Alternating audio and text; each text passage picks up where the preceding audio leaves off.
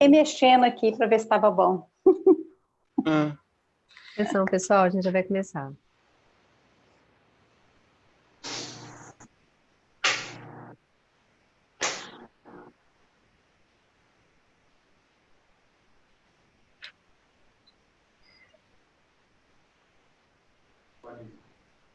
Pessoal, bom dia a todos, tudo bem?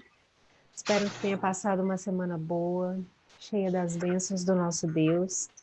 E a gente está aqui novamente para poder continuar o nosso estudo da escola bíblica, tá? Mas antes da gente começar, vamos orar, porque a gente depende do nosso Deus para isso, né? Para que o Espírito Santo ilumine os nossos corações, para que faça diferença para nós, para que seja aplicado nas nossas vidas acima de tudo, né? Como diz a própria palavra, que sejamos praticantes da palavra e não somente ouvintes, porque é isso que faz a gente crescer, tá? Qualquer outra coisa a mais é só vaidade. Então vamos lá, meus queridos. Deus, nós te agradecemos por essa manhã, te agradecemos porque sabemos que se estamos aqui, o Senhor cuidou de nós mais uma semana, suas misericórdias se renovaram, o Senhor está perto, o Senhor está conosco, e nós te agradecemos porque é um privilégio para nós contar com a tua presença, meu Deus, sermos envolvidos pelo teu amor, sermos protegidos pelo Senhor, como diz o salmista, à sombra do Onipotente. Nós te agradecemos, ó Deus, pelas tuas bondades para conosco, pelos momentos de misericórdia, pelos momentos de graça em que o Senhor nos deu aquilo que não merecíamos. Pai, nós te agradecemos pela abundância também, quando o Senhor nos dá muito além do que pedimos ou pensamos, e nós dependemos do Senhor nessa manhã. Dependemos e estamos aqui em reverência à tua palavra, confiando no teu Espírito Santo, dependendo do Senhor, ó Pai, e rejeitando qualquer interferência maligna que atrapalhe o nosso entendimento, a nossa disposição, qualquer coisa, Pai, que interfira, que essa palavra chegue ao nosso coração, faça morada e dê frutos, meu Deus. Nós rejeitamos. Nós queremos somente o que vem do Senhor, nós queremos ouvir o Senhor, os nossos ouvidos estão abertos para o Senhor, ó Pai. Ajuda-nos nessa hora, tanto a falar quanto a entender, Pai. Para qualquer ação nós dependemos do Senhor. Em nome de Jesus. Amém. Amém. Queridos, hoje nós chegamos ao fim do nosso estudo sobre os métodos. Eu me lembro que na semana passada eu falei com os irmãos que a gente ainda tinha mais 3. Mas o que eu fiz? Eu comecei a analisar o livro e vi que alguns são mais, como eu disse para os irmãos, eu vou adaptando. Algumas coisas que têm etapas maiores ou mais densas ou que necessitam de ferramentas que eu sei que nem todos dispõem, eu fui adaptando, reduzindo, simplificando, tá? Mas aí os outros que faltavam, deles todos que eu fui analisando, envolve outros tipos de análise que eu acho que não caberia para esse nosso formato aqui agora, tá? Então eu abri mão de alguns que faltavam para terminar e hoje eu vou falar a respeito do último, que é o método investigativo. E aí na semana que vem eu vou explicar depois no final o que a gente vai começar e o que a gente vai ter, tá bom? Então, meus irmãos, olha só, nós passamos esse tempo todo estudando vários métodos da Bíblia, de como estudar a Bíblia sozinho. E na semana passada eu fiz um resgate, né, de alguns que a gente já viu e como que isso pode ser aplicado na nossa vida. E aí, antes de qualquer coisa, antes de começar, eu queria ouvir alguns de vocês, tá? Sobre a utilidade disso para você, independente de você ter aplicado direitinho, de você ter aplicado até o fim, eu queria saber qual foi a utilidade disso para a sua vida como cristão. Se acrescentou alguma coisa à sua vida, à sua forma de abordar a palavra, a sua forma de encarar o que você tem nas mãos, né? Eu chego a dizer faço minhas palavras de Paulo, quando ele disse assim: mas não me envergonho do evangelho, porque é o poder de Deus para a salvação. Então eu acho assim, do mesmo jeito que ele sabia que aquilo, que a mensagem que ele portava e aquilo que ele comunicava, aquilo era poder, aquilo era poder. Eu fico pensando se os cristãos se dão conta, principalmente na nossa geração, gente, principalmente na nossa geração, e aí eu não estou dizendo nem de idade, não, eu estou dizendo de tempo na história, sabe? Se a gente dá valor ao que a gente tem na mão, ao que chegou na nossa mão. Ainda um tempo atrás, eu estava vendo, porque eu sigo uma autora, e ela faz alguns trabalhos na África. E volta e meia ela vai lá e tal, faz alguns estudos, e ela publicou um texto tão bonito com uma mulher africana. É claro que a história é sempre a mesma, né? A história da dificuldade de ter acesso a uma Bíblia impressa no seu idioma e completa. É igual a gente já viu muitos outros relatos, às vezes de povos orientais e tal, quando chega e tem essas Bíblias, a reação deles a ter essas Bíblias. Eu fico lembrando de um livro que eu já citei aqui, que chama O Contrabandista de Deus, que o cara contrabandeava Bíblias, né? Na época da cortina de ferro ali, da União Soviética, aquela coisa toda. Então, a dificuldade, muitas vezes, ela gera um valor que é incrível. Mas, enfim, voltando lá na mulher, ela mostrava, né, como que aquela mulher ela não soltava o exemplar que ela tinha no idioma dela. E tirou uma foto tão linda, sabe? Era um exemplar assim vermelho, da capa vermelha, e aquela mulher não soltava aquilo, e aquilo era como se fosse uma preciosidade, e ela lia aqueles textos sabe, dando aquele valor assim para aquilo, porque não era comum aquelas pessoas terem uma versão impressa, e eu sempre digo isso, meus irmãos, a facilidade que nós temos, isso chegou até nós, nós temos a capa que a gente quiser, a Bíblia que a gente quiser, o tipo de Bíblia que a gente quiser, uma Bíblia de estudo, Bíblia da mulher, Bíblia do menino, Bíblia do executivo, Bíblia do que quer que seja, com a capa que a gente quiser, na versão que a gente quiser. E, poxa, eu creio que nunca houve tanta facilidade, nunca houve tanta facilidade. Se a gente pega, por exemplo, a igreja primitiva, lá em Atos dos Apóstolos, a gente vê que são aquelas dificuldades, aquelas perseguições, mas isso que fomentou o crescimento. Então, meus irmãos, a dificuldade, a perseguição, a falta, a escassez, isso tem um lado também de fazer progredir. Quando Deus quis que o evangelho fosse espalhado, sabe quando vem aquela perseguição que você lê assim no livro de Alien, falando aquela mensagem? Então, foi obra de Deus ali. Foi obra de Deus ali, para que aquela mensagem se espalhasse. E aí eu fico pensando, meus irmãos, às vezes o que a gente precisa passar para dar valor a essa palavra. Eu não sei se eu consigo passar para vocês todo esse... Eu tenho amor pela palavra. Eu tenho amor. Não é porque eu gosto de estudar. Eu vi que ela é um tesouro tão grande e que ela pode fazer tanta diferença na vida, que eu não sei se eu consigo transmitir isso para os irmãos, a importância de você ter a palavra na mão e a importância de você abrir e descobrir todo o tesouro que está lá. Não só numa leitura casual, abriu, ou toma na maratona, ou eu estou lendo um livro, ou o pastor falou assim, eu te recomendo ler o livro inteiro, você vai lá e lê o evangelho inteiro.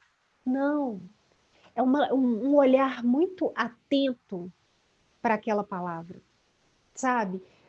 Escavando, explorando, deixando ela falar o seu coração, deixando ela te confrontar, deixando ela mudar sua vida de verdade, se dobrando diante dela e falando, poxa, é isso, a palavra diz isso, nossa, como que eu tenho andado errado? Deus, eu quero me acertar nisso. Ou então, se alegrando sozinho na hora de uma leitura, você fala assim, nossa, eu nunca tinha percebido, ou eu nunca, sabe? Então, meus irmãos, o método ele é uma ferramenta como se ele fosse é como se ele fosse uma represa. Meu pai, ele é aposentado da CEMIG, e quando nós éramos mais novos, a gente saía, eu lembro que meu pai levava uns folhetos, não eram nem folhetos, umas revistas bonitas da CEMIG, são assim, coisas institucionais que explicavam o que era a empresa, o que a empresa fazia. E aí, as fazia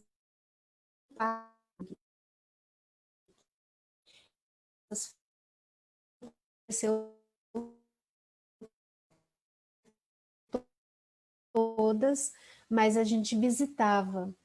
Então, não sei se você já teve oportunidade, é uma coisa incrível. Assim, você vê a parte das águas e da represa, né? E você vê, tipo assim, todo o painel que comanda tudo aquilo. Então, é muito interessante você ver isso.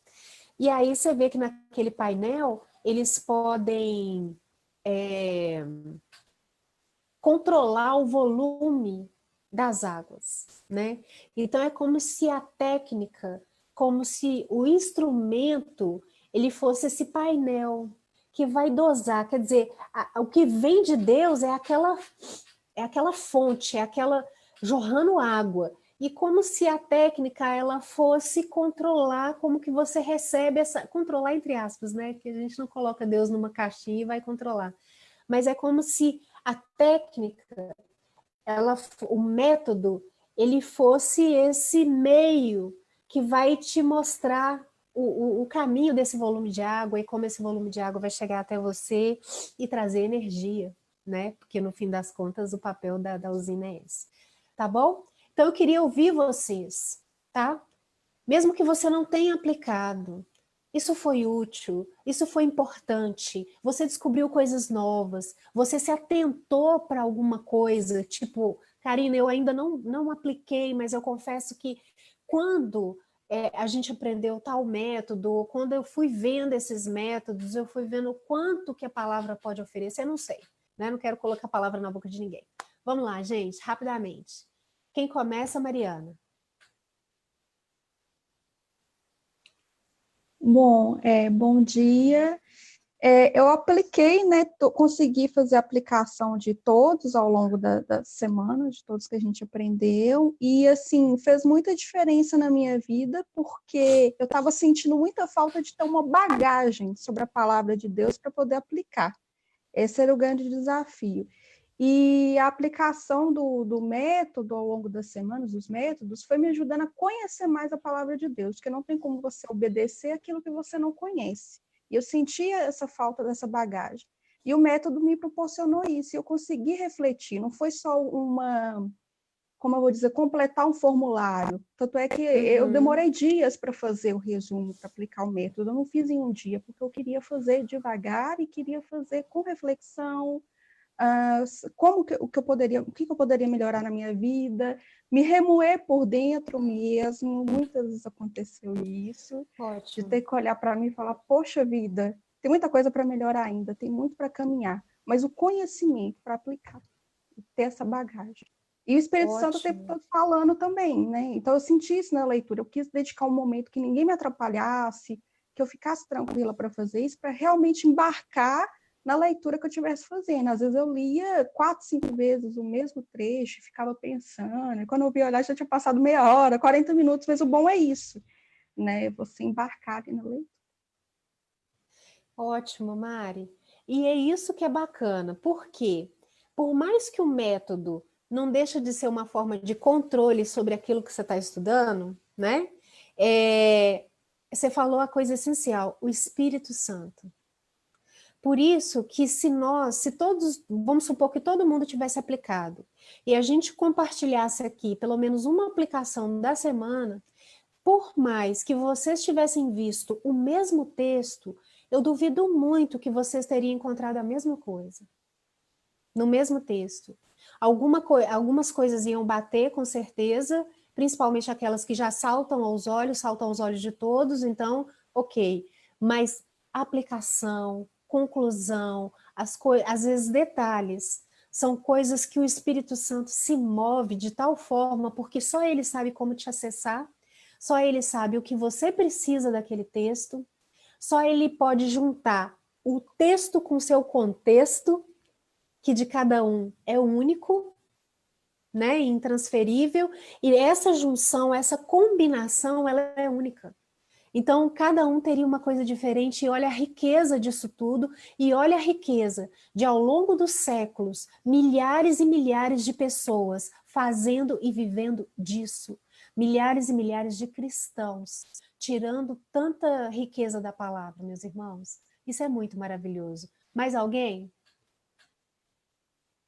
Dani? Foi muito, muito proveitoso para mim, né?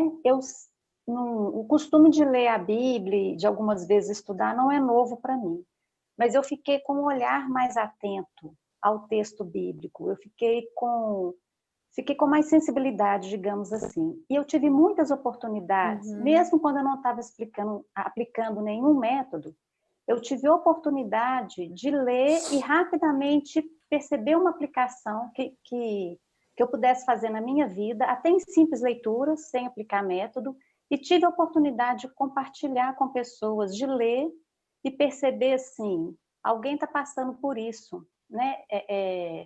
Os donos da clínica que eu trabalho são meus amigos de muitos anos, e os dois, tanto ele como ela, eles têm desabafado muito comigo. Então, essa semana, muitas vezes, eu lia algum texto e eu lembrava deles, eu lembrava de alguma situação específica, pontual, e compartilhava. Tenho também mandado para eles os áudios diários, né? E isso que você falou do contexto do Espírito Santo, eu vivi isso com muita força essa semana, foi uma coisa assim muito incrível.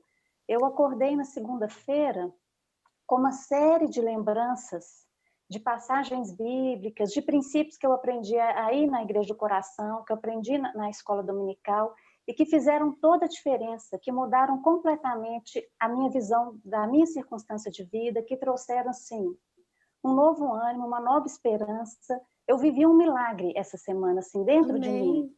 Amém. Desses milagres que não saltam aos olhos, mas que a gente sabe o quão grandioso foi, né? E eu penso que esses métodos me ajudaram a ter esse olhar mais atento, principalmente com relação à questão da aplicação, né? Para não ficar lá no nível contemplativo, para a coisa ser concreta. E eu realmente extraí muita riqueza e muito alimento essa semana. Graças a Deus por isso. Amém, que bom. E isso que a Dani fala também é uma coisa importante, porque quando ela fala da aplicação, como eu disse, é uma coisa, é uma fonte, é um fluxo. Você faz parte do fluxo que Deus quer, de Deus, assim. Então, vem dele para você, passa por você, mexe com sua vida, aplica na sua vida, mas também serve para outros. Então, às vezes ou às vezes aquilo que você leu te acrescentou um pouco de conhecimento, mas aí acontece uma situação que você pode compartilhar aquilo com o outro. Então, isso é muito rico também. Irmã Rosa. Bom dia a todos. Eu não tive a oportunidade de participar de todos, porque meu celular dava um problema. Mas o que a Dani disse é verdade. Eu não participei de todos, mas a palavra, ela ensina e ela nos auxilia em qualquer texto. E ela fala conosco em qualquer dia, em qualquer situação. Ela é uma fonte inesgotável, né? Em qualquer momento. Mas eu tinha muita vontade, até uma vez eu perguntei para você se tinha algum curso que ensinasse, não sei se você vai lembrar, como uma direção na Bíblia. E agora eu tive a oportunidade, dos poucos que eu participei, foram 3, de aprender o que fazer com a palavra. Porque eu lia um texto, era tanta informação que me perdia no essencial, às vezes. E agora, com esse estudo e não só aplicando, igual essa semana que nós aplicamos, eu espero fazer uso dele durante toda a minha vida agora, porque está tudo escrito aqui, eu escrevi tudo que eu pude, o essencial, e eu gostei muito, Karina, muito desse ensino, apesar de como mesmo não pus em prática ainda, mas toda palavra que eu leio, eu procuro o que eu posso fazer, e como nós temos o Espírito Santo, ele mesmo me auxilia naquela hora, o que eu tenho que corrigir nessa situação. Mas desde o primeiro estudo que eu já tive, né, que participei dessa semana, dessa jornada, desde o primeiro dia eu já fui tocada, né, pelo Espírito Santo, e já houve mudança na minha vida. Amém. Mudança, assim, eu penso mais, sabe? Eu estou pensando mais em falar, pensando, nossa, devo, não devo? Eu estou passando agora sobre aquele crivo, sabe? Isso me ajudou muito, porque me educou internamente. Eu estou sentindo mais educada internamente. E porque eu era muito assim afoita para falar, sabe? E no entanto, ainda sou, mas no entanto eu estou percebendo que estou tendo aquela tranquilidade para receber, escutar e posso falar, devo falar. E assim, eu acredito que já é o Espírito Santo me moldando, sabe? Amém. Não naquilo que eu já pedi esses dias todos, mas eu vejo assim que há um reboliço, você entendeu? Está tendo um reboliço aqui dentro. E é positivo. Amém. É isso mesmo. É Reboliço, isso positivo. mesmo. É o vento do Espírito, é isso Isso, mesmo. é verdade. Soprando e bagunçando, às vezes, bagunçando Isso, para pôr em as coisas. ordem. Mas tem coisa que tem que tirar do lugar mesmo, tem coisa que tem que ser soprada fora, né? É isso mesmo, irmã. Fico muito feliz com isso. E aí eu pego uma palavra da irmã que é esse negócio de se sentir educada por dentro, né? Que você pega uma certa organização, uma forma mais estruturada de abordar a palavra. Não que isso, você sabe que, né, claro, é uma coisa que foi construída aí com o tempo, né? Não que isso substitua o trabalho do Espírito Santo, ou que o Espírito Santo só trabalhe dessa forma se você souber um método, não é isso. Mas é realmente uma coisa que organiza os seus pensamentos, organiza a sua forma de abordar a palavra de Deus e permite que você tenha resultados um pouco mais eficientes desse estudo. E até a questão, eu digo até, te instiga um pouco mais, sabe? Eu vi pelos meus meninos, quando eu dei as ferramentas para eles, como que eles se sentiram assim, exploradores mesmo, sabe? Aquela coisa bem de pesquisador, de investigador, e o método de hoje chama investigativo, todos são investigativos, mas esse vocês vão saber por quê, tá? Então, ótimo, meus irmãos, eu fico feliz de ouvir esses retornos e espero que isso faça diferença. Você não olha só a Bíblia nunca mais da mesma forma, e você saiba que você pode tirar muita coisa dela para a sua própria vida e para as outras pessoas também, e isso é vontade de Deus, tá? Então, hoje a gente vai falar sobre o método investigativo, tá? O método investigativo, ele vai ser importante para a nossa vida, porque eu vou pedir para colocar a primeira imagem aí. Quando a gente pensa em investigação, a gente sempre vem na nossa mente aquela lupa, né? É a lupa do pesquisador, é a lupa daquele. Quando a gente vê essa lupa, ela evoca um sinal de alguma coisa que está sendo explorada, que está sendo detalhada, que você está olhando não só no todo, mas também nas minúcias, nos detalhes, naquela parte que ninguém vê, tá? E isso é importante porque isso é importante, meus irmãos, porque agora eu quero usar assim 3 metáforas com os irmãos. Não precisa fixar na imagem, mas não. Fixa agora nas 3 metáforas que eu vou utilizar para poder explicar um pouco da importância desse método investigativo. Bom, pensa na questão da floresta e das árvores. Uma floresta, ela é um conjunto de árvores. Quando você está viajando, principalmente, e você vê paisagens, e você vê aquelas paisagens compactas, né? Aquele tanto de árvore junto a uma plantação. Eu, pelo menos, acho isso tudo muito bonito. Eu sempre acho bonito. Mas você está vendo de longe. Então, você vê o todo e você vê o conjunto, ok? Então, só que o conjunto, muitas vezes, ele vai te impedir de olhar o detalhe. Porque a visão, ela é assim. Ela permite, mas também impede. Ela permite que você veja determinadas coisas e ela impede que você veja outras. Isso é absolutamente coisa da natureza, isso é normal. Porque quando você vê, você está de determinada posição. Eu estou aqui de frente no meu computador, não posso dizer agora que eu não enxergo o que está atrás de mim, né? Porque eu estou me vendo num vídeo. Mas é mais ou menos isso. Você está de frente, aquilo habilita que você veja umas coisas, mas outras você não vai ver, porque elas estão em posições que você não consegue enxergar. Então, quando você vê a floresta, é importante porque você vê o todo, mas você não tem noção das árvores que compõem essa floresta. Se você observa uma árvore só, poxa, quanto detalhe ela já vai te fazer, já vai te trazer. Então, às vezes, quando você se concentra na árvore, você perde a visão da floresta, obviamente, porque você está vendo aquela árvore. E quando você concentra na floresta, você perde a visão da árvore. Entende? Então, essa é a primeira metáfora. A segunda metáfora, que tem a ver com essa, é como se você, quando você se concentra numa árvore, ela ainda é uma visão ampla. Por exemplo, na minha casa, para quem conhece, tem uma jabuticabeira. Eu fiquei apaixonada com essa jabuticabeira. Quem me conhece há mais tempo sabe que eu não tenho muito jeito com planta. Então, eu não tenho muito jeito no sentido, os americanos chamam isso de dedo verde.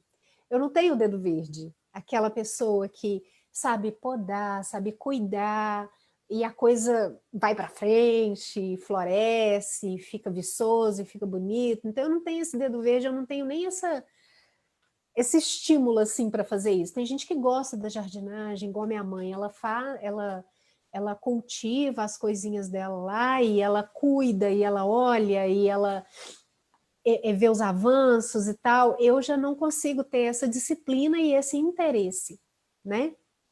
Então, quando eu vi essa jabuticabeira aqui, no primeiro momento eu fiquei preocupada com a sobrevivência dela, né?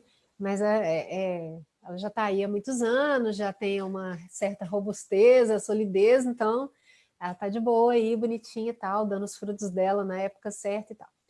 E aí tem um degrauzinho perto dela e de vez em quando eu sento ali. E ela tá frondosa, bonita, ela sempre é muito bonita. E um dia eu comecei até a conversar com essa árvore, mas não é por causa que o pessoal fala que conversar com planta é bom, nem nada, não. Foi por causa da beleza dela, eu acho até que, como diz o salmista, né? A natureza proclama a glória do Senhor. Então eu fiquei tão maravilhada que eu comecei a conversar. E aí, à medida que eu fiquei sentada na frente dela, eu fui observando cada detalhe dela. Então eu vi como que o tronco dela é bonito. Porque é um tronco, o tronco da jabuticabeira, ele tem vários tons sobre tom. Ele tem vários tons de marrom. Então é como se ela fosse descascadinha, como se fosse aquela madeira envelhecida que é descascada, mas é bonito porque é rústico. Então é tão bonito o tronco da jabuticabeira porque ele tem vários tons de marrom e bege diferentes, como se ela tivesse sido descascada, mas de uma maneira assim muito aleatória, e fica um desenho bonito, tipo camuflado. E aí eu fui observando que ela tem aquele tronco mais grosso, mas depois ele vai ramificando, ele tem uns ramos mais grossos, e aí faz parte das árvores, né? Esse é um padrão comum. Ela tem um tronco grosso e depois vem os ramos, tem ramos grossos e vem os novinhos, que são bem mais finos. E eu percebi que a folha dela, quando está mais velha, é uma folha pequena, porém ela é grossa. Uma folha verde grossa. Ela é bem grossa. Ela é quase como uma casca. Mas as folhas novinhas, elas nascem, elas têm um rosa, um rosinha. É um rosa muito bonito. E aí eu falei assim, gente, por que ela não é rosa? Mas aí eu percebi que eram as folhinhas bebês. que eram rosinhas, e depois, à medida que elas iam crescendo, elas iam ficando mais verde escuro e engrossando. E outro dia eu percebi que o fruto, eu até publiquei frutos de 3 cores, que eu imagino que são estágios diferentes do fruto. Tem o fruto verde, a primeira ela dá uma nuvenzinha branquinha, sabe? Depois essa nuvenzinha, onde está a nuvenzinha, que parece até uma lagartinha, essa nuvenzinha vira uma flor muito miudinha, nunca tinha visto flor de jabuticabeira. Ela vira uma flor, depois dessa flor vem já a bolinha. E essa bolinha primeiro vem verde, claro, é o fruto verde, ela é menor. E depois eu vi uma bolinha, nos 3 estágios, assim, na jabuticabeira tinha nos 3 estágios. Tinha a verdinha, tinha uma avermelhada e tem a pretinha, que é a maior, que já é a madura que a gente vai comer. E eu falei, e na jabuticabeira, o fruto parece brinco, porque ele é grudado no caule, ele é grudado no tronco, ele é grudado no ramo. Então ele não dá na pontinha, assim, igual você vê umas outras, por exemplo, manga. Você vê aquele tanto, ela dá um pendente, assim, fica caída. A jabuticabeira, ela é grudadinha no tronco, então fica parecendo uns brincos. Aí eu falei assim, olha só, jabuticabeira, você tá com um brinco de 3 cores diferentes, que abusada, que exagerada, que parecida. Mas eu achei tão bonito. Mas por que que eu fui vendo além do todo? Porque eu parei para observar. Entende? Então, essa é a outra metáfora que eu trago para vocês. Então, pensa na palavra de Deus, no conjunto de livros, nós temos vários livros, nós temos 66 livros na Bíblia, como se eles fossem a árvore.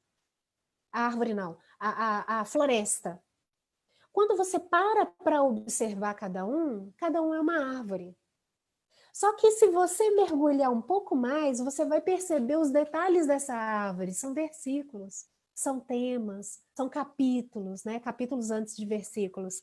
São os capítulos, são os versículos. E eles se articulam depois num todo coerente que forma essa árvore bonita. E aí eu trago essa terceira metáfora. Falei da floresta, eu falei da jabuticabeira, e eu falo agora da câmera, que é o seu olhar sobre isso tudo. Então tem horas, sabe, na câmera, eu não sei fazer isso porque eu só sei apontar e clicar e tirar a foto.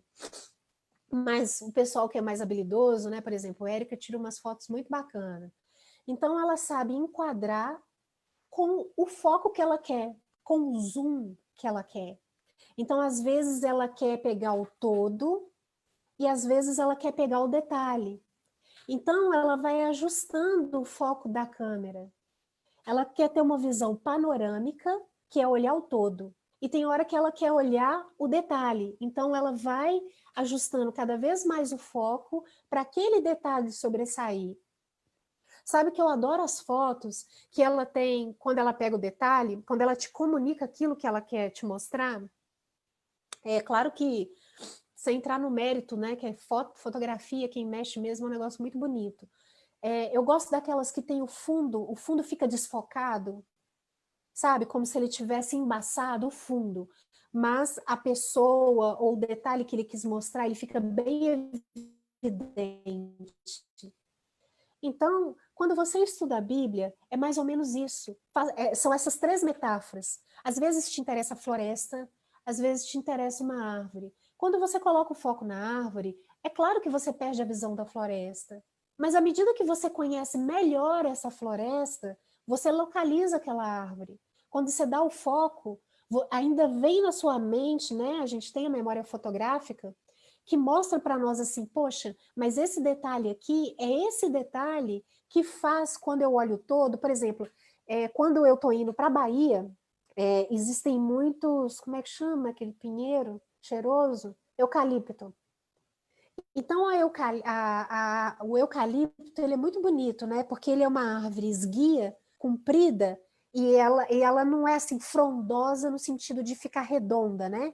Ela fica meio assim, aquela coisa que parece um obelisco, o eucalipto. E ela é pontudinha no final, como todo pinheiro, né? Ela é pontudinha no final.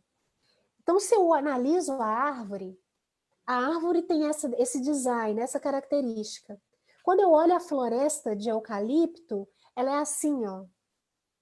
ela tem os triangulinhos, ela é diferente de uma floresta que tem as árvores redondas, por causa do desenho daquela árvore. Me faça entender, irmãos? Então, você consegue associar o desenho da árvore ao conjunto. E quando você começa a fazer isso na Bíblia, é maravilhoso. Porque você ganha um repertório e um panorama da Bíblia, que quando você começa a estudar um livro, que é uma árvore, você fala assim, bem que isso está ligado a esse, a esse, a esse, a esse, e forma esse desenho. Entendi. Gente, não tem o que pague esse tipo de conhecimento da palavra de Deus. Eu acho que quem fica num nível muito raso, muito superficial da palavra, realmente é muito fácil descartá-la como uma coisa antiga, uma coisa que não comunica hoje, um livro ultrapassado, uma coisa que precisa ser mudada. É muito fácil descartar porque ela não te captou. Você não permitiu que ela capturasse o seu coração em toda a sua riqueza, em toda a sua beleza. E tem muito mais, meus irmãos. Sabe, quando você lê certas partes do Antigo Testamento, é como se elas fossem matemática, é como se elas fossem um desenho, é como se elas fossem uma equação. É muito maravilhoso, eu fico vibrando porque eu queria que todo mundo visse isso junto comigo, você está entendendo? Mas eu posso passar um pouquinho de instrumento para que você possa enxergar, tá? Então, usando essas metáforas, é que a gente vai para o método investigativo. E esse método de investigativo, pensa, a gente já estudou, a gente já viu como destacar as personalidades, as características de qualidade na Bíblia, a gente já viu como estudar uma passagem pequena, a gente já viu como estudar um grupo de versículos, a gente já viu como estudar um capítulo, como estudar os personagens, e agora a gente quer olhar as árvores. A gente quer ter uma visão ampla e detalhada de uma árvore. Então, o método investigativo, ele vai te ajudar a estudar livros da Bíblia, tá? E à medida, é claro, um conjunto de livros vai formar a Bíblia. Então, à medida que você for estudando os livros, você vai conseguir enxergar as árvores que compõem a floresta. Você tem a visão, você vai ter, à medida do tempo que você conseguir estudar todos os livros nesse método, você vai ter a visão da floresta, você vai entender como que as árvores desenham e articulam essa floresta. Elas se combinam para formar essa floresta. E isso é maravilhoso. Então, o método investigativo vai dar para a gente uma visão geral de um livro da Bíblia. É isso que a gente vai fazer, tá?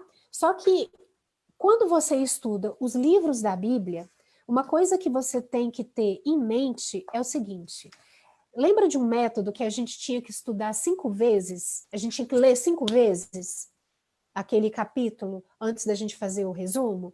Por quê?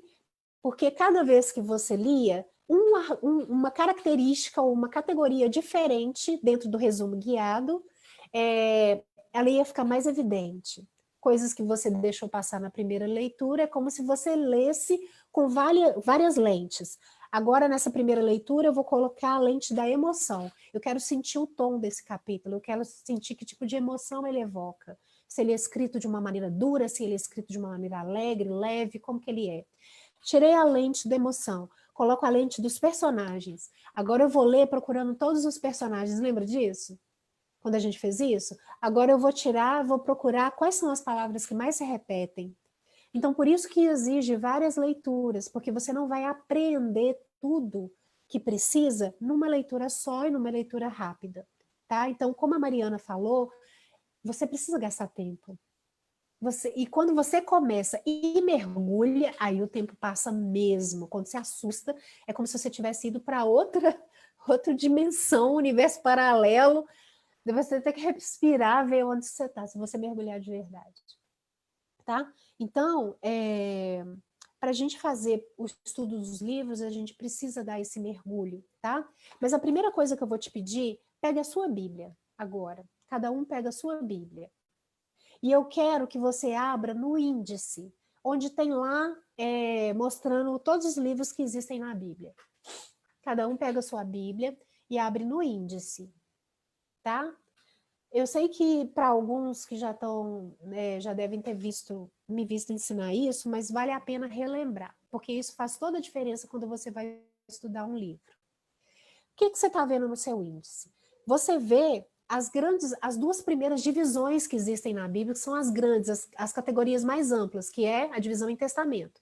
Antigo Testamento, Novo Testamento. Então, isso aí todos nós já sabemos, que a Bíblia está dividida em duas partes, duas grandes partes.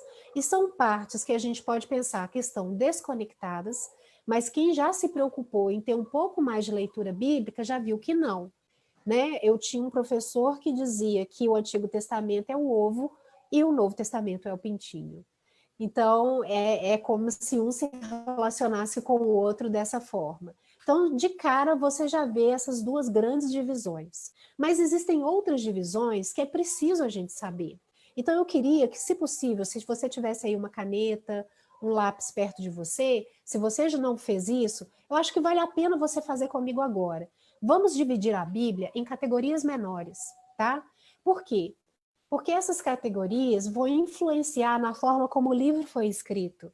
E você vai entender qual a relação de um com o outro. E você precisa, porque você não pode ler todos os livros da Bíblia como se eles tivessem sido escritos da mesma forma. Uma coisa que a gente já sabe de cara é que a Bíblia não foi escrita em ordem cronológica. Na hora que eu for explicando as divisões aqui, vocês vão entender um pouco por quê. Porque essa divisão, ela é um pouco didática. E muitas vezes, quando a gente faz uma divisão didática das coisas, a gente abre mão de outros atributos. A nossa divisão não fica perfeita porque a gente quer evidenciar umas coisas, né? Por exemplo, aqui vai ser a semelhança. Então, não tem jeito de você colocar semelhança e cronologia junto, muitas vezes, tá bom? Então, vamos lá. Os primeiros 5 livros da Bíblia, eu quero que você faça um colchete ou uma chave, e é um colchete mesmo, né, que fala. Esses primeiros 5 livros, eles são chamados Pentateuco, ou livros da lei. Por que isso é importante? Você sabe que toda vez que você lê qualquer um desses 5 livros, Gênesis, Êxodo, Levítico, Números e Deuteronômio, cada vez que você lê esses 5 livros, você vai saber que esse grupo tem um objetivo de mostrar a lei de Moisés, de mostrar as origens, o começo, mas é a questão do estabelecimento da lei. Como que foi a origem do povo de Deus, a origem da nossa vida, a origem de tudo, mas a origem desse povo chamado por Deus, que Deus chamou lá através de Abraão, e também o estabelecimento do relacionamento de Deus com essas pessoas, que é a questão da lei.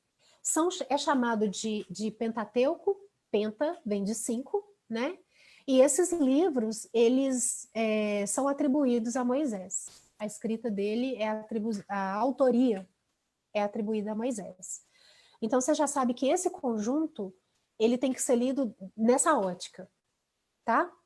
Depois, de Josué até Esther, você vai fazer uma chave aí, de Josué até Esther, são chamados os livros históricos. Históricos, tá bom? E o que esses livros históricos eles vão contar? Depois do estabelecimento da lei, o que acontece com esse povo? Então, vem as narrativas, né? Quem está na maratona sabe que a gente agora já terminou Neemias, né? A gente está em Esther e a gente terminou Neemias. Então, a gente já está terminando os livros históricos. Eu sei que muitas vezes a narrativa dos livros históricos, elas dão uma canseira. É muita genealogia, é muito nome, é muito número, é muita lei e muita repetição. Se você lê, por exemplo, Reis e Crônicas, você fala, poxa, oi? Tô lendo de novo a mesma coisa. Dá até dá um cãibra assim na cabeça. Você fala, poxa, já falou isso aí. E a sucessão de reis, então, é uma coisa, dá aquele... na hora que você vê essa sucessão, claro que não, é igual o filme, né? Na hora que você vai lendo, às vezes tem aquele pulo no tempo, e a gente pensa que um rei veio depois do outro em 2 dias, né? mas não é não. Então, a gente perde um pouco a questão temporal, né? Foram 40 anos reinando, fez, mas é porque conta de um fôlego, né? Conta de um fôlego só. Então, de Josué até Esther, nós temos os livros históricos, que são os livros que contam as narrativas ali do povo de Deus. Isso é importante para você saber por causa do formato. É claro que você percebeu também que dentro da narrativa dos históricos existem alguns salmos, né? Alguns cânticos, que depois você vê que eles estão repetidos em salmos. Em seguida, de Jó até Cântico, de Jó até Cântico dos Cânticos, você vê outro formato de escrita. Você não vê narrativa, você está vendo aqui poesia. Então, são chamados livros poéticos. Faz uma chave aí de Jó até Cânticos, ou até Cantares. A forma de escrever já é totalmente diferente. Não é contando uma história, muitas vezes. Embora em Jó você vê essa narrativa, né? Mas você vê o formato, até mesmo na sua Bíblia, quando é algumas narrativas, você vê que a edição, a formatação, ela é diferente dos poemas. Os poemas já têm um parágrafo recuado, centralizado. É bem diferente. Os salmos têm uma formatação diferente da formatação de narração. Vocês percebem isso na Bíblia? Então, eles têm esse formato diferente, já te indicando que é um gênero diferente, é um estilo de escrita diferente, tá? Então, ali você tem os chamados livros poéticos, que instruem tanta coisa também na nossa vida, mas que são, muitas vezes, a expressão do povo a respeito da relação deles com Deus. Então, você vê, muitas vezes, nos Salmos, você vê, por exemplo, em Jó, você vê os questionamentos, os discursos de Jó para com Deus, é como se tivesse colocado a câmera só naquele servo Jó ali, e ele contando a sua experiência com Deus, é meio até filosófico, né? Que é ele refletindo sobre a vida, e as respostas dos amigos, e depois a resposta de Deus e tal. Então, é como se fosse um poema. Então, é muito diferente a forma de escrita. Você entende que você não vai analisar um livro histórico do mesmo jeito que você analisa uma poesia? Não é diferente, ele já te comunica outra coisa, tá? Por isso que você tem que saber essas divisões. E por fim, encerrando o Antigo Testamento, de Isaías até Malaquias, nós temos os proféticos, livros proféticos, que são, logicamente, os profetas. Só que dentro dos profetas, a gente ainda tem uma divisão, tá? Coloca uma chave maior, proféticos de Isaías até Malaquias, mas de Isaías até Daniel, nós temos os profetas maiores. Isaías até Daniel. Faz uma outra chave aí. Dentro dessa grande chave, nós temos uma menor, que são os profetas maiores, que vai de Isaías até Daniel.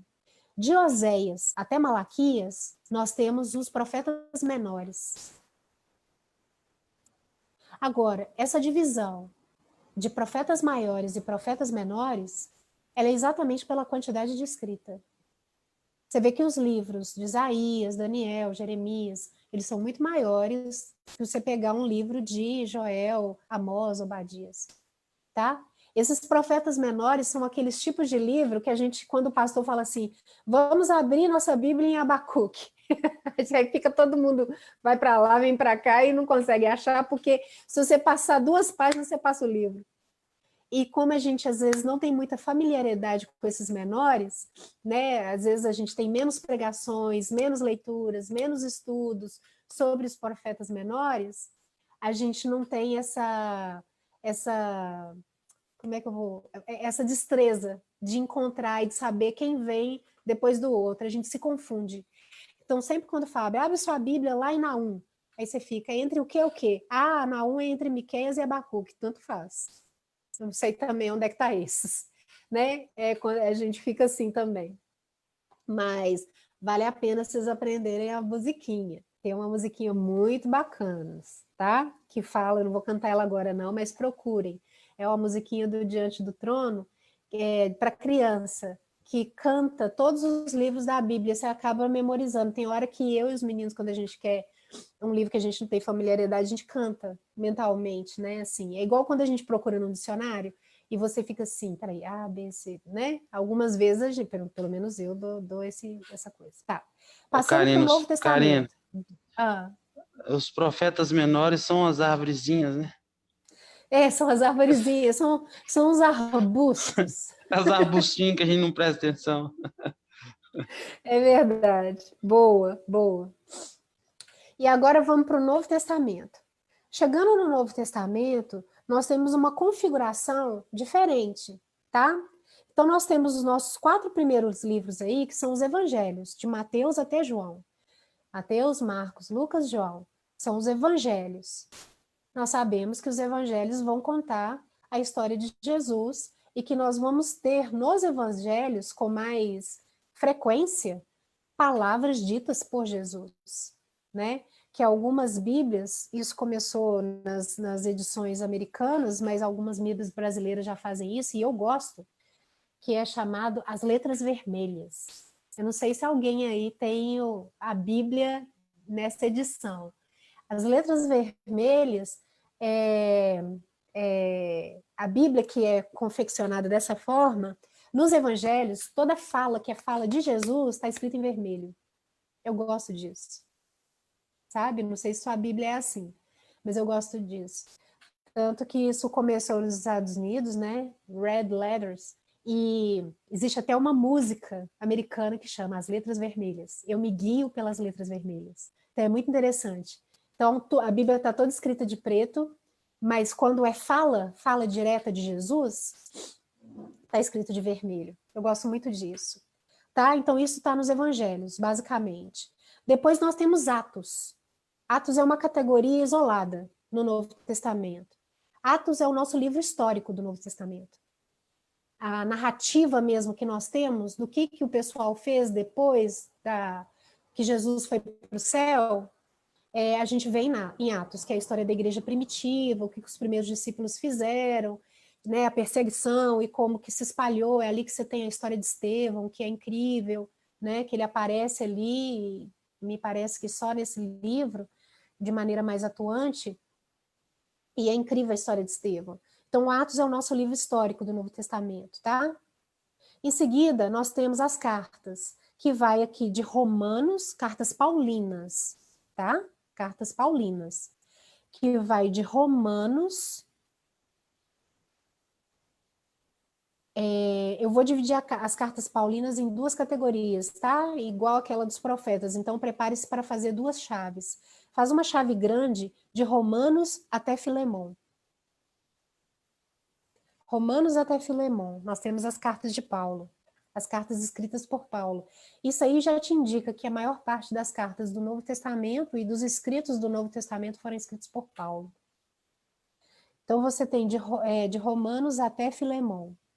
Mas agora, dentro das cartas paulinas, nós temos 2 divisões. De Romanos até 2 Tessalonicenses, você vai chamar de epístolas paulinas, epístolas, que são as cartas que ele direciona para igrejas. Tá bom? Romanos até 2 Tessalonicenses. São as epístolas. Depois, de 1 Timóteo até Filemon, são chamadas cartas pastorais. E por que isso é importante para você saber? Claro que nas cartas, nas epístolas, você vê que ele se dirige à comunidade, à coletividade, ao grupo, né? A igreja que está em Corinto, a igreja que está em Éfeso, a igreja que está na Galácia, tá? Então, são cartas escritas para as comunidades. E o interessante de você saber nas cartas é que cada uma teve um propósito de encorajamento, um propósito de correção, que a gente sempre diz aqui, né, que é a carta 1ª e 2ª Coríntios, um propósito de correção, um propósito de correção de pensamento também, né? Quando ele escreve para os Gálatas, você percebe o tom de Paulo, um tom bem emocional, quando ele fala assim, Gálatas, vocês estavam caminhando tão bem, parece que agora vocês estão enfeitiçados, quem vos impediu de correr tão bem? Poxa, quando eu vejo essa palavra de Paulo, ela fala muito ao meu coração, porque eu trago para mim, e é isso que a gente tem que fazer, né? Que é a questão da aplicação. A carta aos Gálatas é incrível, quer dizer, tudo é incrível, né? Eu acho que vocês estão até cansados de me ouvir dizer assim, esse é o meu livro favorito, tudo é favorito, né? O meu mais novo favorito é esse aí, Gálatas. Depois vem as cartas pastorais, porque são escritas a pessoas. Você está vendo aí que ele está exortando, por exemplo, Timóteo, que era líder, né, naquela igreja ali de Éfeso. Então, são chamadas as cartas pastorais, que ele, né, pedindo coisas específicas para essas pessoas. Então, você vê, por exemplo, Filemon. Carta de Filemon é um primor. Ela é super curta, né? Parece que ela não tem capítulo. O Tito e Filemon, que são curtinhas. E a gente vê que na carta de Filemon, por exemplo, ele está pedindo para Filemon receber Onésimo. E aí ele fala de um jeito, tipo assim, ele vai pedindo um favor, eu gosto disso, eu gosto da forma que Paulo escreve. E ele pede um favor para Filemon e ele fala assim, eu sei que você vai fazer mais do que eu estou te pedindo, porque eu não deveria nem te pedir, porque você sabe que você me deve a própria vida. Então, a forma que Paulo fala, você percebe nas entrelinhas ali também a autoridade de Paulo, sem ser autoritário. É uma autoridade que emana da presença de Cristo na vida dele, que não se restringe à vida de Paulo, né? Tem hora que eu peço a Deus, diante das situações, não só sabedoria, mas também autoridade, para falar com autoridade, a autoridade de Deus ali, que fala alguma coisa e, sabe, dependendo da situação, é necessário. E aí eu gosto muito. Então, são as cartas pastorais. Depois vem Hebreus. Eu vou colocar Hebreus como uma categoria separada. Tem alguns autores e estudiosos que vão colocar Hebreus junto com as cartas paulinas. Mas já como é que eu vou dizer? Não vou falar que é consenso, mas a maioria fala que ainda questiona de quem é a carta aos Hebreus. Ela é muito parecida. Se você ler, você fala assim, foi Paulo. Mas não existe aí, ninguém bateu o martelo para falar que essa carta foi escrita por Paulo, não se sabe. Então, por isso que muitas vezes vocês me veem dizer assim, o escritor de Hebreus, porque eu coloco ele como, tipo assim, desconhecido, tá? Então, Hebreus eu coloco como uma categoria, mas também é uma carta, tá? É uma carta. Depois vem as outras cartas, mas vem cartas de outros autores que não Paulo, né? Então, você tem uma carta de Tiago, né? Ela também está dentro da categoria carta, viu, gente?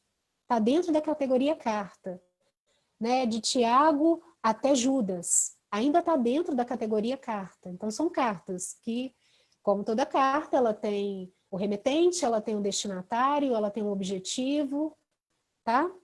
Mas são autores diferentes. Então, você tem aí Tiago, você tem 2 de Pedro, você tem 3 de João e você tem Judas. Ok? E, finalmente, a gente tem o único livro profético do Novo Testamento, que é o Apocalipse, que já é outra categoria. É claro que nós temos essa quantidade de proféticos no Antigo Testamento, e são profecias diversas a respeito das coisas que iam acontecer ali no Antigo Testamento, embora quando você lê Ezequiel e Daniel, né, você vê relações com profecias do Novo Testamento também, mas isso aí eu vou sempre deixar no colo do pastor, tá? E Apocalipse a gente vê um livro profético do Novo Testamento, escrito também por João, ok? Vocês perceberam que só nesse passeio que a gente deu, já te dá insights sobre como estudar esses livros? Já te mostra que você não pode ver os livros da mesma forma? Eles têm formatos diferentes, formatos de escrita diferentes, objetivos diferentes, categorias diferentes. Você tem que levar isso em consideração quando você lê um livro da Bíblia. E aí nós cobrimos todos os livros da Bíblia. Nós olhamos quais são as árvores que compõem essa floresta. E mais, nós podemos agrupar essas árvores por espécie, por categorias. E isso te diz muito quando você vai estudar. Agora vamos ao método. Tendo feito isso, e você conhecendo isso, eu quero indicar para vocês um livro.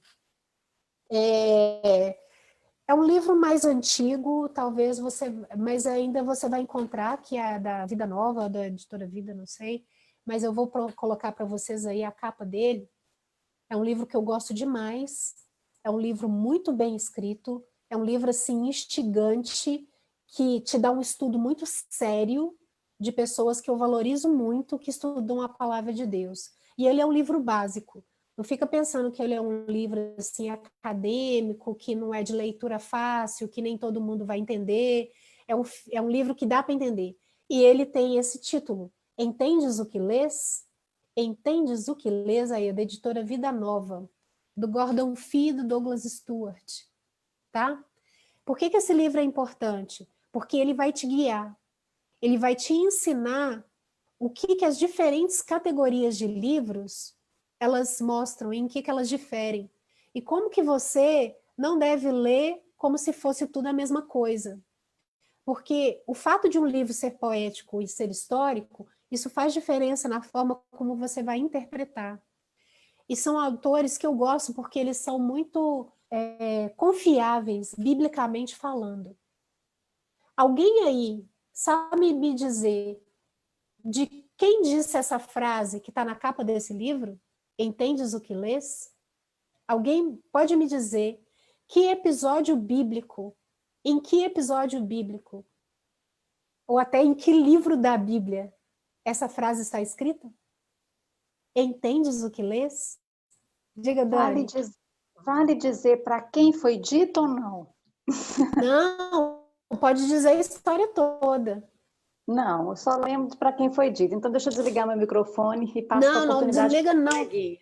Não, meu coleguinha não, menina, fala aí. Você já está com a coisa na ponta da língua? Não, eu só sei que ela foi dita para o eunuco. Entendes o que lês? Ele estava lendo um livro, acho que foi Paulo, que chegou perto e perguntou, entendes o que lês? Ele falou, como eu vou entender se ninguém me explicar? Aí ele explicou, depois eles andaram um trechinho juntos, ele estava numa caravana, no cavalo, sei lá o quê, e ele foi batizado. Ele achou um riozinho e foi batizado ali mesmo. Muito bem, Acertei? muito bem. Acertou, mas não Que acertou bom. quem falou com o cara. Aí eu vou pedir para a Verdade. Rosa para ir pesquisando, que a Rosa é a minha investigadora de assuntos que surgem no meio da escola bíblica. Rosa, pode olhar aí em Atos essa referência, por favor? Não sei se é Filipe que chega para o eunuco, mas não é Paulo, não. É outro ali que chega para um eunuco que estava viajando. É o Filipe mesmo. Aí, ó, tô falando, a irmã Rosa É. A irmã Rosa, eu vou te falar uma coisa. Toda vez que surge um Filipe. comentário aleatório, assim, que eu não lembro onde é que está a coisa, eu peço para ela. Filipe. Filipe chega para o eunuco e ele se aproxima do eunuco, né, direcionado pelo Espírito Santo. Ele se aproxima do eunuco e vê que esse eunuco está lendo. Esse eunuco, me parece que ele está voltando ali de Jerusalém, sei lá. E ele vem por parte da rainha Candace, alguma coisa parecida assim. E ele está lendo Isaías. Ele está lendo o profeta Isaías. E aí Filipe, o Espírito Santo sopra e fala que Filipe deve se aproximar dele. E ele se aproxima e vê que ele está lendo Isaías e fala com ele assim, entendes o que lês?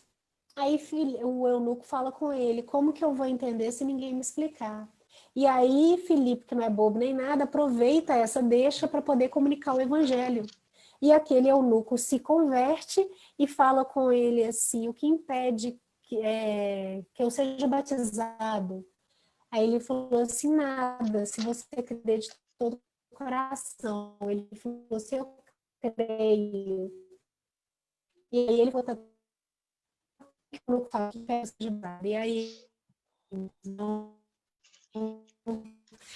é uma história muito interessante, muito intrigante também, tá? E aí eles se aproveitam, esses autores aqui agora, eles se aproveitam dessa fala, né? Entendes o que lê? Você está entendendo o que você lê? E aí eu te faço a mesma pergunta com o você entende qual a relação de uma coisa com a outra? Você entende? Você consegue relacionar? E às vezes você olha, às vezes você vê uma, né, igual eu estou aqui facilitando a escola bíblica e pensa assim, nossa, como a Karina guarda tanta coisa, ou como que ela relaciona e tal, mas isso veio com o tempo também. Eu também comecei num momento em que eu não entendia nada.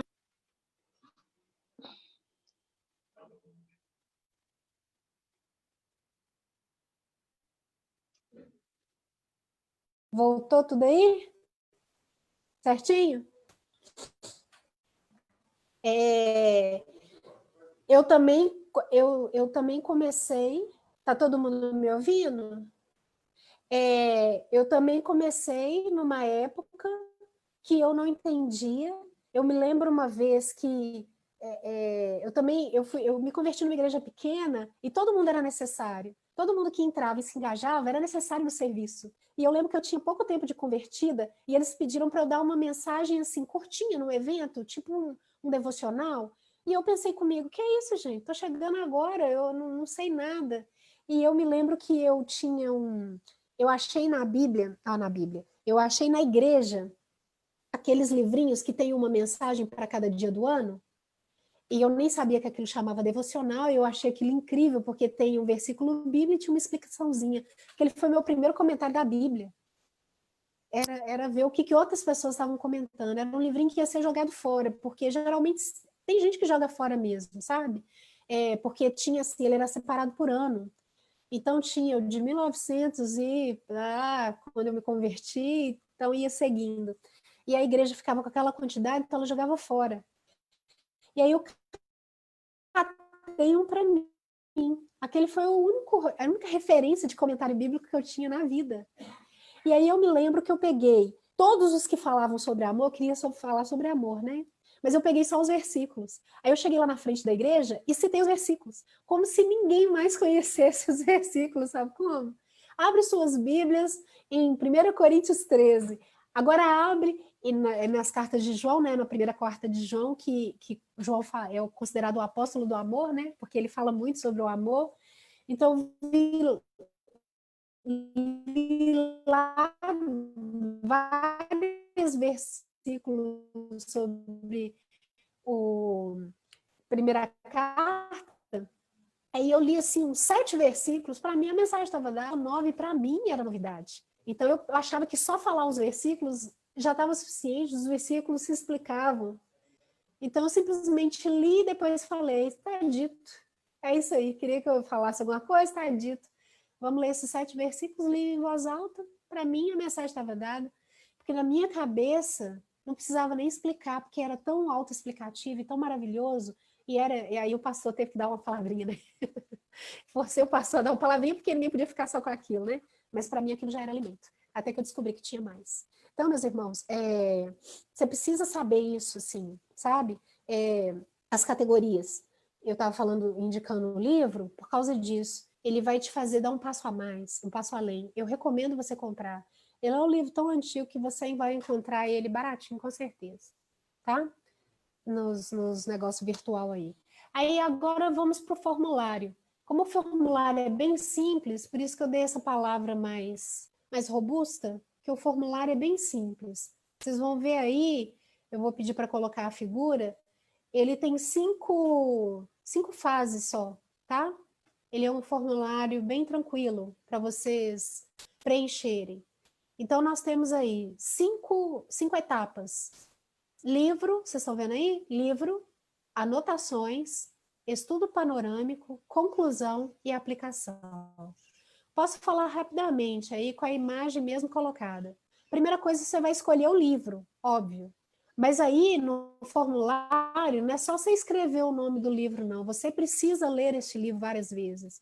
Por isso que na sugestão eu vou colocar livros pequenos, livros curtos, que têm poucos capítulos, porque aí você vai conseguir ler várias vezes. Não leia uma vez só, não. Porque na parte da anotação, você está vendo aí, é como se você fosse fazer um resumo guiado na parte da anotação e do estudo panorâmico. Então, a primeira coisa é o livro, e você vai ler várias vezes o livro. Depois, você vai fazer anotações. Essas anotações, por enquanto, é sem nada, sem nenhuma ferramenta. É você e a Bíblia, tá? Então, não precisa de comentário, não precisa de concordância, não precisa de dicionário, não precisa de nada. Precisa do seu conhecimento da palavra. Primeira coisa é a categoria. Por isso que eu já te mostrei quais são as categorias. Primeira coisa é a categoria. Você vai indicar. Esse livro é um livro histórico? Ele conta uma narrativa? Esse livro é um livro poético? Esse livro é um livro profético? Por que é importante? Porque a categoria já é uma interpretação. Você já vai saber do que você está falando, do que aquele livro fala, em que lugar ele se situa em toda essa floresta, a que categoria ele pertence, e isso já é muito informativo. Depois você vai anotar as palavras-chave. Cada livro tem uma palavra-chave, gente. ou palavras-chave. Por exemplo, se você ler Filipenses, vou tomar Filipenses aqui como exemplo, a palavra-chave de Filipenses é alegria. Alegria e suas variações. O verbo e o substantivo. Alegre-se, né? Alegria, alegrai-vos, digo de novo, alegria, alegria. Então, a grande palavra-chave de Filipenses é alegria. Às vezes você não vai encontrar uma só, você vai encontrar várias, isso é importante. Depois, qual que é o versículo-chave? Todo livro tem um versículo-chave. Pode ter até mais de um, mas se esforce em fazer esse... Porque quando você faz esse esforço, quando você faz esse exercício, você tenta entender não só a folhinha, mas também a árvore. Você tenta entender não só o pequeno, mas também o grande. Isso é importante, meus irmãos. Então, faça esse exercício. Parece bobo. Eu vou ter que estabelecer qual que é o versículo-chave de um livro inteiro. Faz, porque é um exercício de entendimento.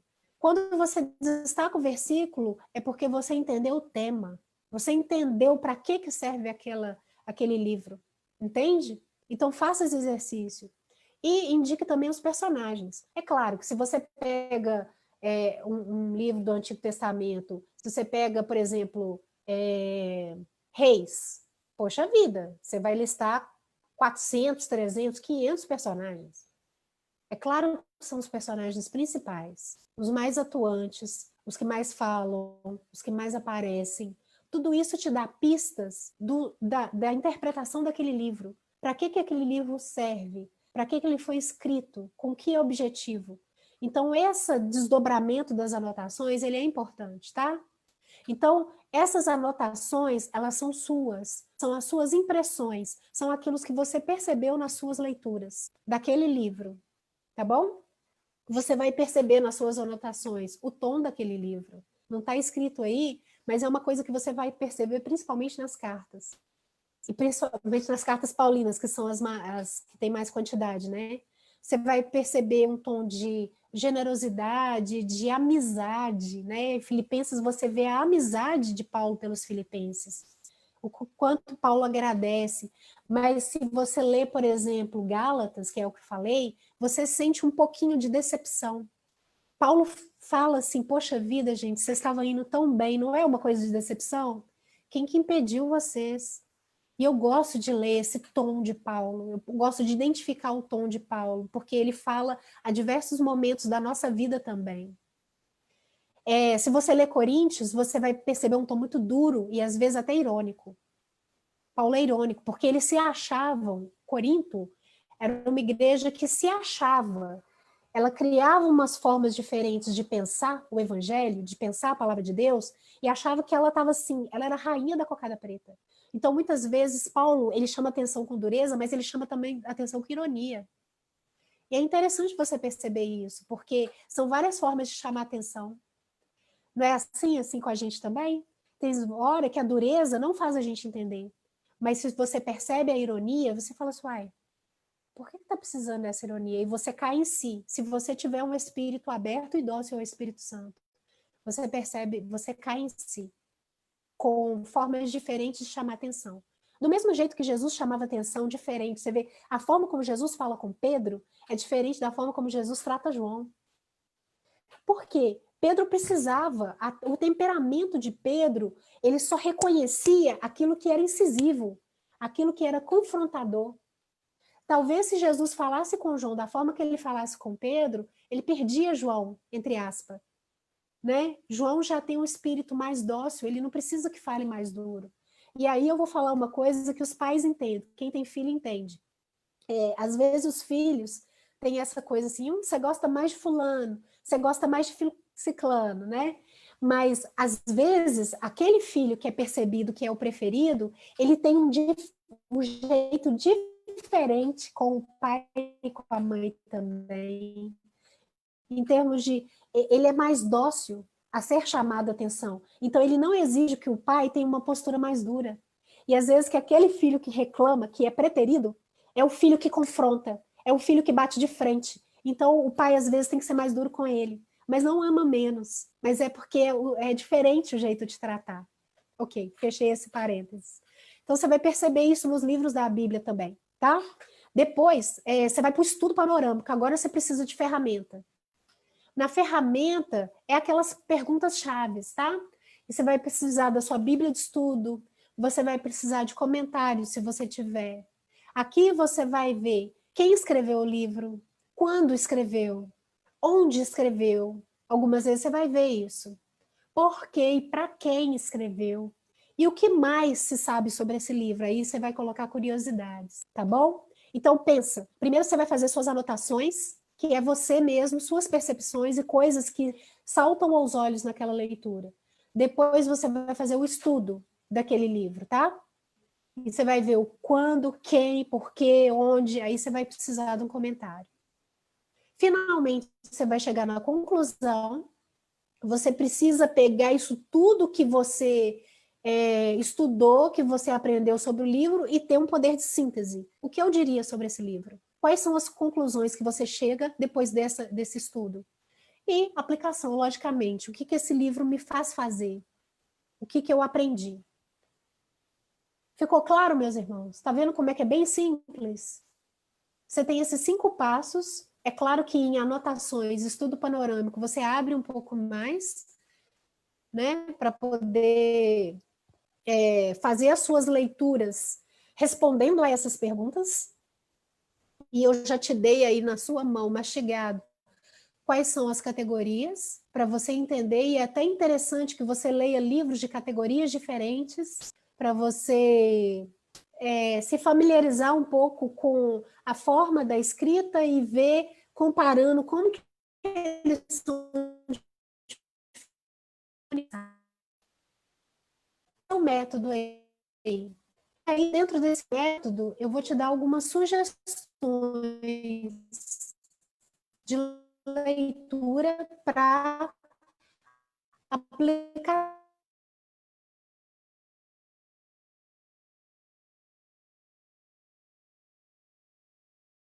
Tá bom? Então, eu peço para colocar aí quais são as sugestões. Tá todo mundo me ouvindo e captando tudo direitinho? Falhou um Que eu sei pouquinho que aí, Karine. Falhou, Marco? Falhou. Desde quando? Qual foi a última coisa que vocês ouviram? Antes um pouquinho que você falando das sugestões, existe... você falou, parece que é sugestões que você vai mostrar agora, né? Tá, sim. Tá, entendi. Então, deixa eu falar. As sugestões, elas são em livros diferentes. Tem um livro do Antigo Testamento, mas as categorias não são tão diferentes, tá? Então, coloca aí Filipenses, Abacuque, Marcos, 1 João e Efésios. Então, você vai ter, em termos de cartas, você tem Filipenses, Efésios e 1 João. Todos são cartas, né? Você tem 2 cartas de Paulo e você tem uma carta de João. Você tem um evangelho de Marcos, que é o mais curto, é o evangelho mais curto, e nem por isso menos importante. E você vai ter Abacuque, que é um profeta menor. Todos muito interessantes e que vão trazer muita coisa para a sua vida. Ok? Então, essas são minhas sugestões para você aquecer os seus motores e começar o estudo, o método investigativo. Tá bom? Mas são só sugestões. Você pode pegar o livro que você quiser e fizer a experiência. Eu só não recomendo que você comece com um livro grande, tá? Porque você tem que fazer, lembra, você está aplicando um método. Se você pega Gênesis, por exemplo, você se perde em palavras-chave, você se perde em personagens, você se perde em que história que você vai se concentrar. Então, não pega livro grande, pega os livros pequenos. Você vai ver, por exemplo, Abacuque, eu gosto dele porque ele vai ter uma luta, igual o Jonas. Jonas teve uma luta com Deus. Abacuque também vai ter uma luta com Deus. Isso é importante, tá? Você vai ver João falando do amor na carta dele. Você vai ver Filipenses, quando Paulo fala da alegria, que eu tanto tenho falado aqui. Você vai ver Marcos, que é o evangelho onde Jesus mais repete a seguinte palavra. Eu já estou dando umas dicas, né? Marcos, Jesus faz um milagre e fala assim, não conta para ninguém, não conta para ninguém.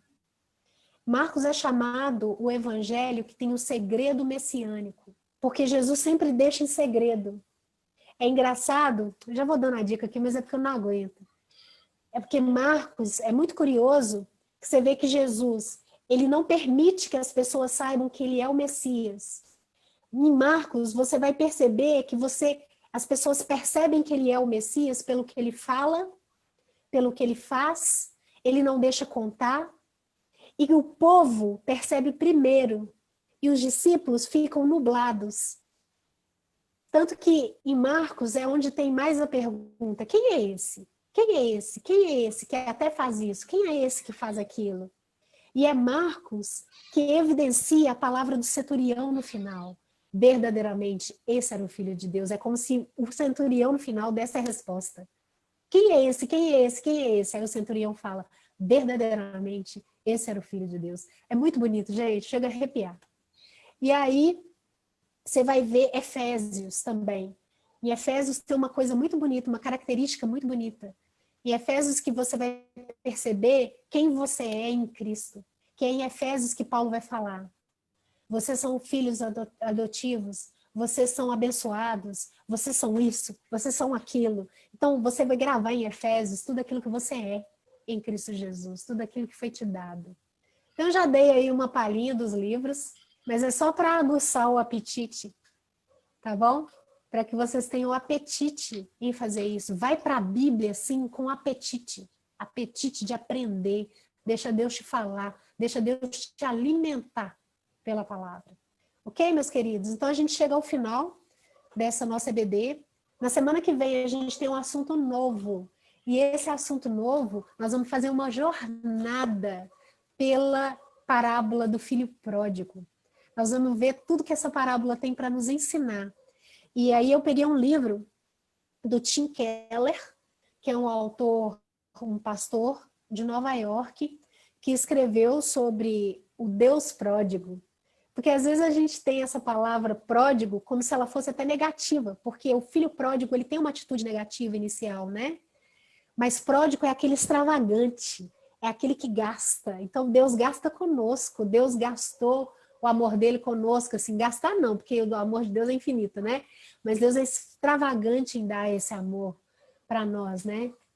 É igual aquela música, né? Oh, impressionante, infinito e ousado o amor de Deus. Então é isso que a gente vai aprender na semana. A partir da semana que vem são 6 estudos, tá bom? A respeito do filho pródigo, qual que é o nosso lugar nessa mesa, nessa festa que o pai dá, nesse banquete que o pai deu, tá? Então é isso que a gente vai fazer. Diga, Marco. Só um parênteses aqui, que é sempre no final, quando está acabando, aquele aluno levanta a mão, todo mundo quer ir embora, né? Acho que já aconteceu com todo mundo. Mas só um parênteses aqui que eu acho importante, essas preciosidades que foram ditas agora, né? Com tudo isso que foi comentado, tudo isso que a gente tem estudado aqui, como que isso esclarece, dá uma clareza muito grande. E eu fico muito preocupado com a nossa igreja, com relação às pessoas que estão perdendo essas coisas que estão sendo ensinadas aqui. As pessoas que ainda não entraram e não têm, às vezes, o hábito de participar com relação a esse horário, essa coisa louca, né, de ter que entrar na internet, ou até mesmo antes não participavam tão ativamente e perdiam coisas preciosas, de ensinos preciosos como esses, assim, né, que é para a vida inteira, como a irmã Rosa disse, né, é coisa para você, ferramenta para você usar durante a vida inteira. Então, eu gostaria de sugerir que as pessoas dos grupos, né, levassem esses estudos também. A gente está só orando, Raquel me xinga aqui em casa às vezes que o meu grupo demora muito, era apenas grupo de oração, já está virando grupo de pregação, porque eu estou tentando passar isso para as pessoas e estou pedindo para elas entrarem nas escolas durante o período da escola bíblica, entrar e participar, porque são ferramentas que ajudam no crescimento individual, né? Individual, e automaticamente a igreja cresce com isso.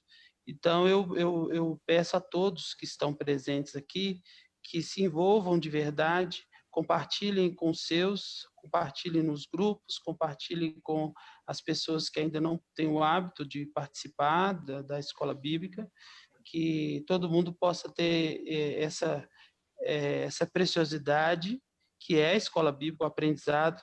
Falei no meu grupo que o pastor sempre fala, né? Sempre fala, gente, o lugar que eu mais aprendo é na escola bíblica, no estudo bíblico, né? Então, é um pedido que eu faço a todos, porque a igreja precisa crescer individualmente, né? É isso Ótimo. Que eu queria falar. Ótimo, ótimo. Boa palavra, Marco. E sempre incentivem as pessoas, gente. Como eu disse que nós estamos numa época que tem tanta facilidade, meus irmãos. Por exemplo, a aula fica gravada também, né? Então, mesmo que a pessoa não assistiu agora, recomendem, fala, a palavra do Marco foi oportuna. Incentive as pessoas a assistir pelo menos o que ficou gravado, sabe? Porque realmente, quando Jesus diz assim, falou para os fariseus lá, vocês errais não conhecendo a Escritura nem o poder de Deus, às vezes a gente também, como cristão, sabe? A gente fica aí batendo cabeça e patinando na vida porque não conhece a Escritura nem o poder de Deus, sabe? Não é simplesmente conhecer o livro por conhecer ou por vaidade, por saber que você sabe isso ou aquilo da Bíblia, mas de deixar Deus te alimentar através dela. Boa palavra. Então é isso, meus queridos. Na semana que vem a gente começa com um novo estudo, como eu falei com vocês, venham com bastante apetite. E é um pouco diferente desse nosso formato mais expositivo, porque eu estou mostrando o método.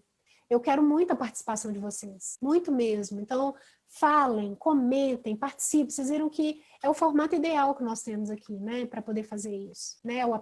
A plataforma que nós conseguimos agora ter à nossa disposição, ela é ideal para isso. Tá bom? Vamos orar então, meus queridos?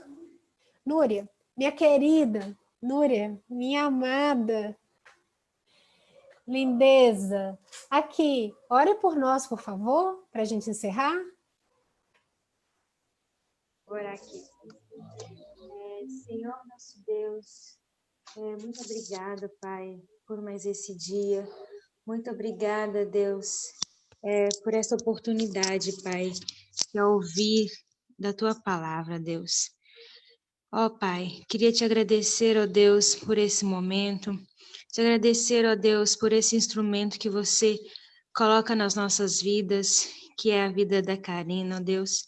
Muito obrigada, ó Pai. Muito obrigada porque a gente sai cada EBD muito edificado, ó Pai.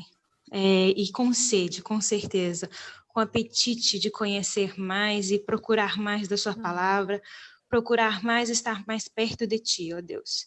Muito obrigada por essa oportunidade e que isso fica enraizado, ó Deus, no nosso coração para toda a vida.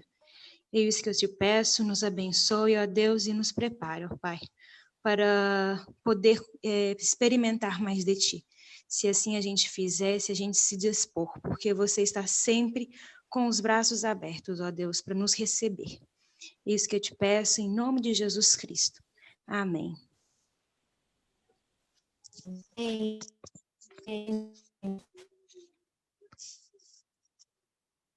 Vocês estão ouvindo? Alô?